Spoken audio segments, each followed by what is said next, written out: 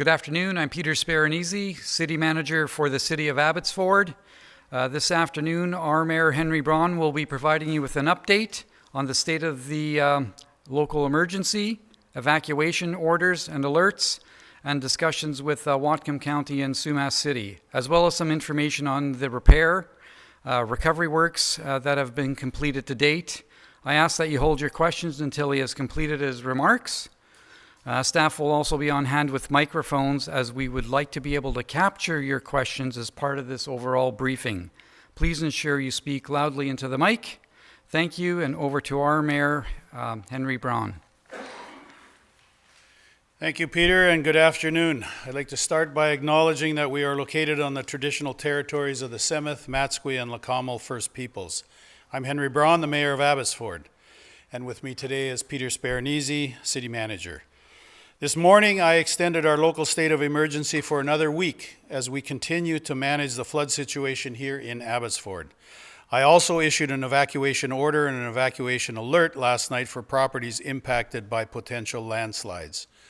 We are now through the second of the 3 weather events that have been forecasted to impact our community, and I am pleased to share that at this point, we are holding our own. Over the last several days, I have witnessed firsthand the results of all of the efforts that have been put forward protecting our community from further damage. And I want to reiterate to all of our residents that I am confident that we have done all that we can do to keep our community safe.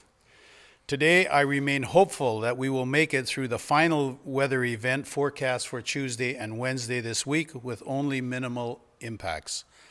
Although the Nooksack River overflowed yesterday, we did not see any water cross over from Washington State in the eastern portion of the Sumas Prairie Lake bottom, which is good news as that remains our most critically impacted area.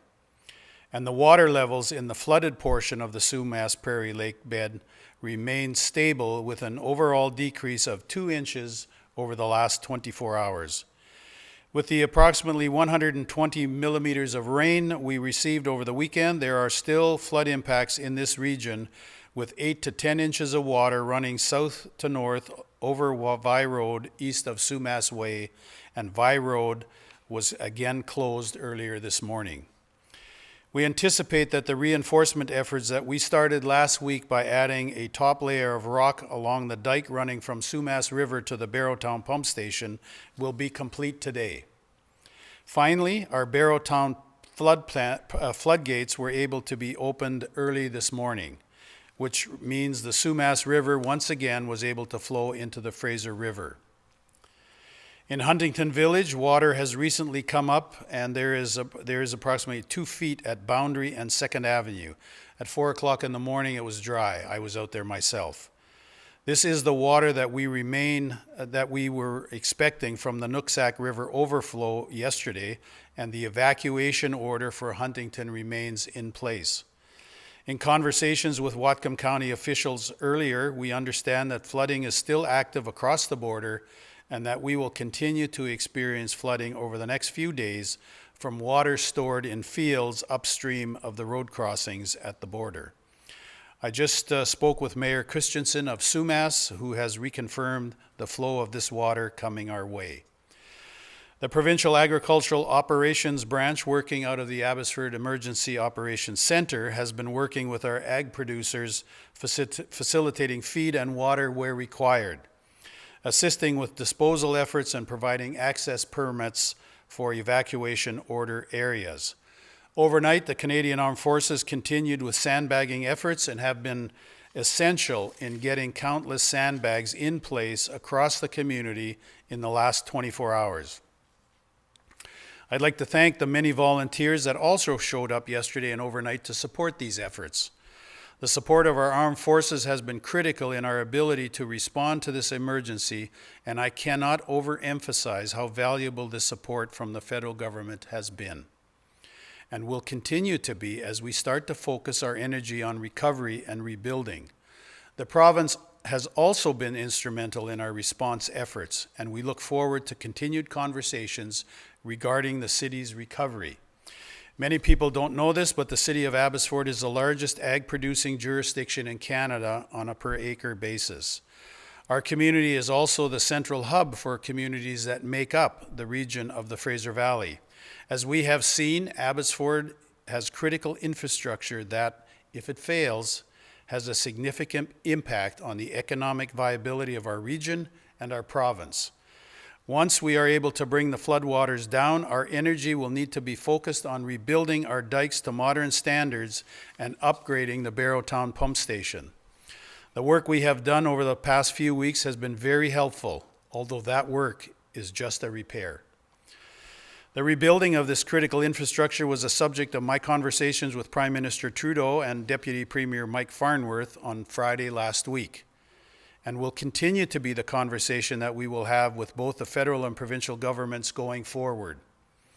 Their support for these vital upgrades will make the difference between us potentially dealing with another mass flooding event in the future that impacts our farmers and shuts down our key transportation corridors. As always, we will continue to keep our community informed of changes and updates in the water levels in Abbotsford through our daily updates, as well as on the City of Abbotsford website and social media channels.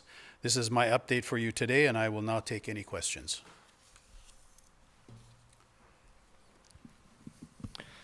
Hi there, Kamal Karmali, Global News. For our audience, can you just paint a picture about the flow of the water and why that dam was needed last night in terms of where that water is coming from and flowing, and why it was going through Highway 1 and what portion of it as well? So this is on Highway 1 that you're talking about? The Tiger Dam that was built last night. I have very little information other than there was a dam out there. You will have to talk to the MOTI. It's their jurisdiction. I have been focused on the rest of the city, so I don't have any information to share. Have they given you any indication on when Highway 1 might reopen?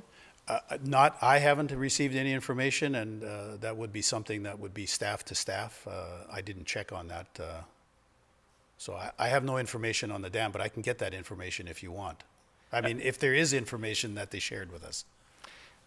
It seems like mostly good news that you're sharing today. When it comes to Tuesday storms, a lot of people are still expressing concern. What do you want to say to them in terms of why it may not hit as hard, or that you're prepared? I mean, why isn't it as concerning as many people I guess, initially thought it would be? Yeah.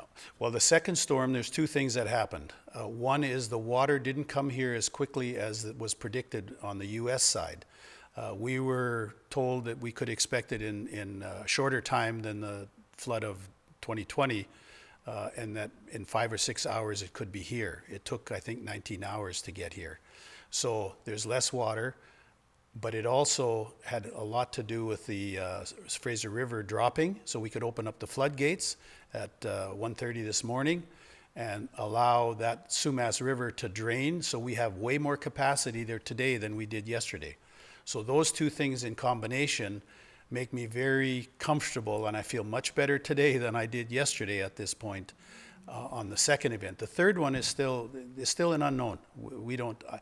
Everything is holding, so I think we're in good shape. I'm quite confident that unless we get a 200 millimeter dump Tuesday and Wednesday, that's a whole different ballgame then. There's a lot of points to keep your eye on around the city. Are there any weak points leading up to Tuesday that may make you nervous? Not that I'm aware of. There could be weak spots in that dam or in the dikes that we can't see, but from the visual inspections that our staff and the Army have made, we are confident that the dikes will hold. And you're speaking of your dikes, but on the Washington side, have you have spoken no to your idea counterparts? They already had a dike that failed, so anything on their part? Other than they had a breach, just like we had a breach. Their breach actually caused our breach, as it turned out, and they have repaired that. Yesterday's event was overtopping of the dike, of their dike, and but I have no knowledge of where they are, if they're 100% complete or 90% complete, because they will have to deal with the next event as well, the next storm, and the continued snow melt from Mount Baker, which ends up running into the Nooksack, and eventually, if it overflows, it's coming this way again in a couple of days. And any idea when the Huntington Village residents might be able to return? When who? Huntington Village residents may be able to return? Well, right now this morning there was no water there, so now it's come up 2 feet. So it just depends on what's upstream because it's gravity flow from Nooksack or from Everson to Sumas, the city of Sumas, and then straight into Sumas Prairie. So no, I don't know. Thank you. Anyone else?